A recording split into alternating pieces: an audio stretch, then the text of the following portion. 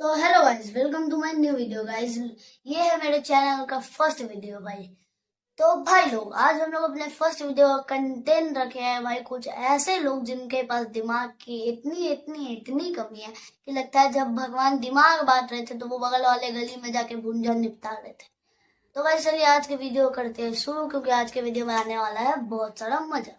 तो भाई हम लोग सबसे पहले बात करते हैं एक ऐसे नमूने शख्स के बारे में जिसका नाम है सैयद अजान। तो भाई आपने एकदम करेक्ट सुना, सैयद अजान। भाई बहुत लोग, आप लोग में से जानते भी होंगे सैयद अजान कौन है, बहुत लोग नहीं भी जानते होंगे। भाई जो नहीं जानते बहुत अच्छा, सैयद अजान एक ऐसा नमूना सुअर है, मेरे हिसाब से उसमें सुअर नाम ही सूट करता है। और मैं एक ये सुअर इसलिए उसको बोल रहा हूँ, आप ये देखने के बाद जरूर जरूर जरूर समझ जाओ। राधे राधे राधे आपके राधे। चरणों में कोटि कोटि प्रणाम। जब ये लोग कहते हैं ना कि चरण में गोटी गोटी प्रणाम, तो बड़ा ही अजीब सुनाई देता। हाँ भाई, तो इस मूर्खानंद को इतने छोटे से एकदम सिंपल से वर्ड कोटि कोटि प्रणाम सुनने में बड़ा ही इसको अजीब लगता है। भाई ऐसे भी तो ये है ही जानवर, और जानवर को हम इंसान का लैंग्वेज तो समझ में आने वाला नहीं, तो इसको सुनने में तो अजीब ही ना लगेगा। सिंपल सा बात है भाई, समझे ना भाई। इस सुअर के ऐसे ऐसे ऐसे तैसे करनामे हैं जिनको मैं क्या ही बताऊं। मेरी प्यारी सी अंधभक्त बहन, किसी के भी मजहब, धर्म या कल्चर के खिलाफ उंगली उठाने से पहले जरा अपने गिरबान में भी जांच करें, क्योंकि आप किसी ऐसे के आगे टन टन पैं पैं करती हैं जिसने खुद अपनी ही बेटी से शादी कर ली थी। ठीक है। और रही बात 4 या फिर 8 बीवियां रखने की, तो ये नंबर 16,108 से तो कम ही होता। अबे भाई तू गवार, जब तुझे कुछ पता नहीं है तो भाई तू वीडियो बनाना बंद कर दे, मत बनाया कर। दिमाग खराब करने आ जाता है। बस कैमरा खोला, वीडियो ऑन किया, कि मतलब कुछ भी भोग देना है, बक देना है।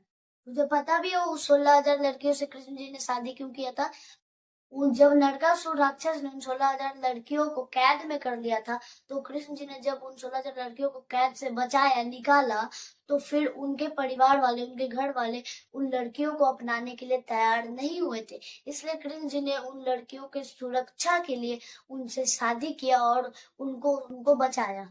कुछ पता होता तो रहता नहीं। और भाई ये लोग जब अपने धर्म के बारे में कुछ वीडियो डालते हैं, अपने लोग के बारे में, अपने कंट्री के बारे में कुछ डालते हैं वीडियो, तो उनपे तो व्यूज आते नहीं है, चैनल मोनेटाइज हो नहीं पाता। इसलिए दूसरे के कल्चर, धर्म के बारे में कुछ भी अंधा बंदा गंदा बोलना है बस। अगर एक आदमी भी छोड़ देगा तो 4,000 जाने बच जाएंगी। मैं तो लोगों को ये बोलता हूँ कि अगर आप बचपन से नहीं खाते, उससे भी ज्यादा बड़ी बात है कि आप छोड़ दोगे तो आप तो भक्षक से एक रक्षक बन जाओगे। भाई आज आपने मेरी आंखें खोल दी है, लेकिन मैं क्या करूं, गाय का गोश्त होता है इतना, और 50 रुपए कट ओवर एक्टिंग की वजह से। ये देख गाय के गोश्त की बोटी करवा के लाए हम छठ। ऐसे भी भाई लोग पाकिस्तान में आटा खरीदने के पैसे तो बचे ही नहीं, बचे क्या है ही नहीं। तो फिर भाई ये लोग को बीफ, गाय के बीफ, गोश्त, ये सब से ही काम चलाना पड़ेगा। ऐसे भी ये लोग तो है ही सुअर लोग का खाना ही होता है, मील होता है ये सब खाना। तो ये लोग खा के अपना पेट भर लेते हैं, गुजारा कर लेते हैं। अरे मेरी प्यारी बहन, रावण वेद पुराण पढ़ता था तो उसने इतनी सारी औरतों का अपहरण करके उनके साथ हैंकी फैंकी क्यों की? लू के पट्टो, अगर रावण सचमुच कुरान पाक पढ़ लेता तो वो माँ सीता को उठाना तो दूर की बात, उनकी तरफ आंख उठाकर भी ना देखता, क्योंकि हमारे प्यारे कुरान पाक में औरतों की इज्जत करना सिखाया जाता है, ना ही उनका अपहरण करना। And with all due respect, अगर माँ सीता जी भी कुरान पाक पढ़ लेती और उस पर अमल करके पर्दा कर लेती, हिजाब कर लेती, तो रावण की उनके ऊपर गंदी नजर पड़ती ही ना और वो उनका अपहरण ही ना। हाँ, तो भाई इस गवार का फिर से कहना है कि अगर रावण वेद पुराण के जगह कुरान पढ़ लेता तो वो सीता माँ का अपहरण नहीं करता। और ऊपर से ये भी बोल रहा है अगर सीता माँ कुरान पढ़ लेती और कुरान पढ़ने के बाद वो हिजाब कर लेती अपने ऊपर, तो रावण का उन पर बुरी नजर नहीं पड़ता। ठीक है ना भाई? ओके भाई, मैं तेरा बात एकदम अच्छे तरीके से समझ गया। अब तेरे को मैं बताता हूँ। तो जब मैंने गूगल खोलकर सर्च किया कि रामायण का इंसिडेंट कब हुआ था, तो फिर जब मैंने सर्च किया तो रिजल्ट आया। तो गाइस वो देखिए जो ब्लू लाइन में लिखा है, लेकिन रामायण महाकाव्य की रचना लगभग 500 ईसा पूर्व से 100 ईसा पूर्व के बीच हुई मानी जाती है। 500 ईसा पूर्व से 100 ईसा पूर्व।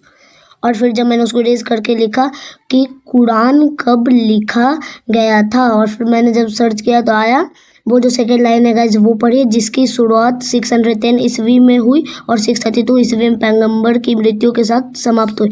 यह ईस्वी, और रामायण हुआ था ईसा पूर्व, तो ईस्वी के पहले होता है ईसा पूर्व।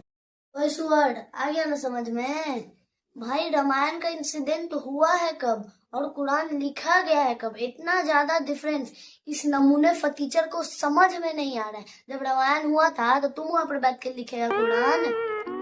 भाई मैं इस नमूने को फिर से बोलता हूँ, इस नमूने सुअर को, कि तू वीडियो बनाने के पहले थोड़ा सा जान लिया कर, समझ लिया कर कि वीडियो में क्या बोलना। कुछ भी आके बक देता है गवार। पहलगाम हमले का अब तक कोई सुराह मालूम न हो सका, लेकिन हिंदू और मुस्लिम में फसाद फैल गया। यही इस हमले का मकसद था। बिना तहकीक के, बिना सबूतों के पाकिस्तान को जिम्मेदार ठहराया गया।